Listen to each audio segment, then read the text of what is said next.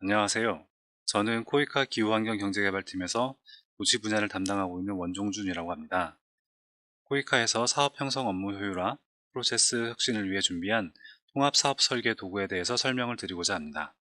통합사업 설계 도구는 코이카 ODA 사업을 기획하는 방법론으로, 이에 관한 상세 내용은 IPDI를 활용한 사업 설계 방법론이라는 설명서와 영상이 준비되어 있으니 참고해 주시기 바랍니다. 통합사업 설계 도구는 코이카의 ODA 사업이 명확한 사업 논리를 바탕으로 협력국의 개발 문제를 해결하는 데 기여할 수 있도록 만들어진 도구입니다.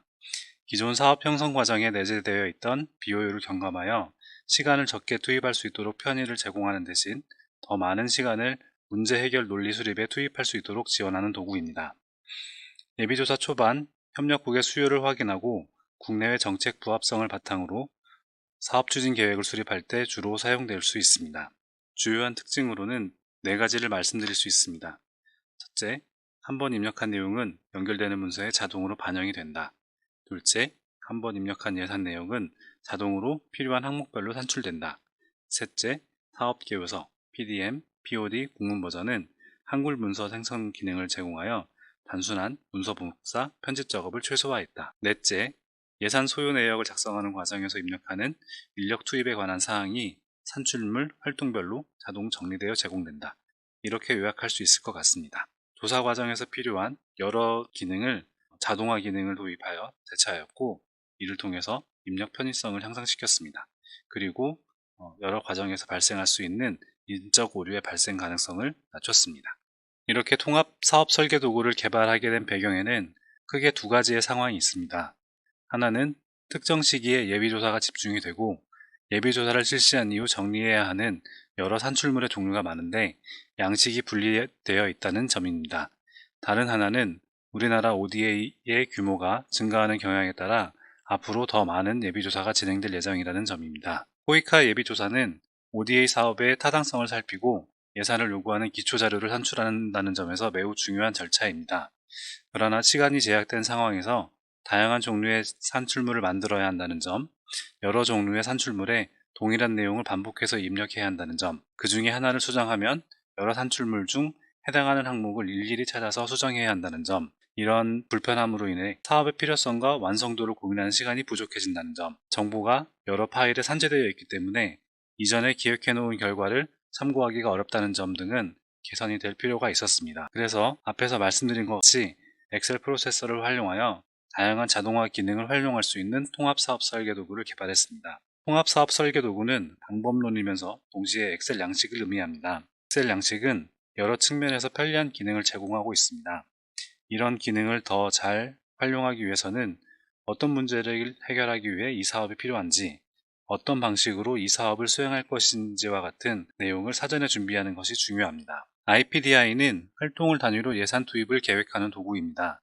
따라서 조사단의 브레인스토밍을 통해 사업 내용을 성과, 산출물, 활동으로 이어지는 형태로 정리하는 작업을 먼저 진행하셔야 합니다. 예비조사에는 코이카 본부와 사무소, 그리고 다양한 분야의 전문가들이 참여합니다. 예비조사 모든 과정을 공동으로 수행할 수는 없지만 핵심 사업 논리를 수립하는 과정은 공동으로 진행하여 상호 연관관계 또는 상충관계가 없는지를 먼저 살피고 개별 분야별로 조사한 내용을 입력하는 순서로 진행되어야 합니다. 사업 설계안은 목표나무와 유사하지만 이렇게 산출물과 활동을 명확하게 구분한다는 점에서 차이가 있습니다. 조사단의 브레인스토밍 과정을 통해 여러 차례 조정될 수 있으며 사업 성과 및 산출물 관리라는 활동이 추가되어 있습니다. 이 활동에는 사업 산출물의 작성에 직접적으로 연결되지는 않지만 PM, FM, PAO 등 사업 전체의 성과 개선을 위해 투입되는 인력과 비용을 계상하게 됩니다. 사업 설계안이 잘 작성되었는지 살펴볼 때에는 상단에 있는 4가지 질문을 중심으로 검토를 하실 수 있습니다. 산출물별 활동이 서로 중복되지 않고 누락 없이 정의되었는지를 중점적으로 살피시는 것을 추천드립니다. 사업 시행 구조는 활동의 시점과 종점, 계약 구성, 시행 방식을 요약해 놓은 표라고 할 수 있습니다. 사업 전체의 일정 계획, 사업 수행자 선정과 관련이 있습니다. 사업 성과 및 산출물 관리 활동은 PM이 속하는 활동의 비용을 반영합니다. 슬라이드에서는 1.6.1로 지정된 사업 성과 관리 활동을 1.1.1 활동에 반영하는 것으로 표시되어 있습니다. 다음은 통합 사업 설계 도구를 활용하여 조사를 수행할 때의 팁이라고 할 수 있을 텐데요.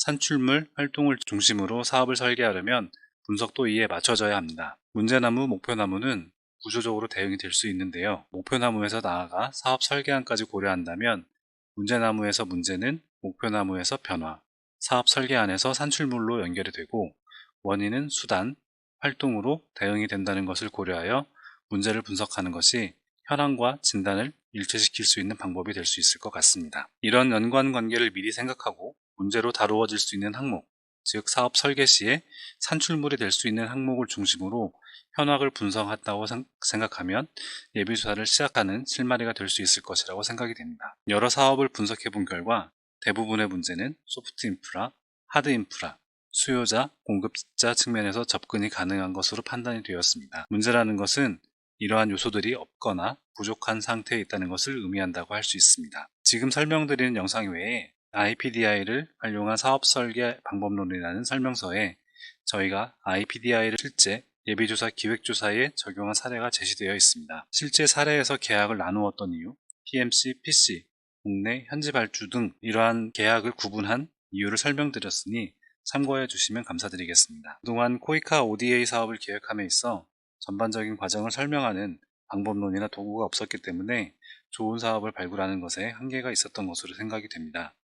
통합사업 설계 도구는 이러한 불편함을 해소하고자 개발된 도구로 협력국의 개발 문제 해결에 기여하는 좋은 사업을 만드는 과정에 여러 전문가분들께서 쉽게 익히고 널리 활용해 주시기를 기원합니다. 고맙습니다.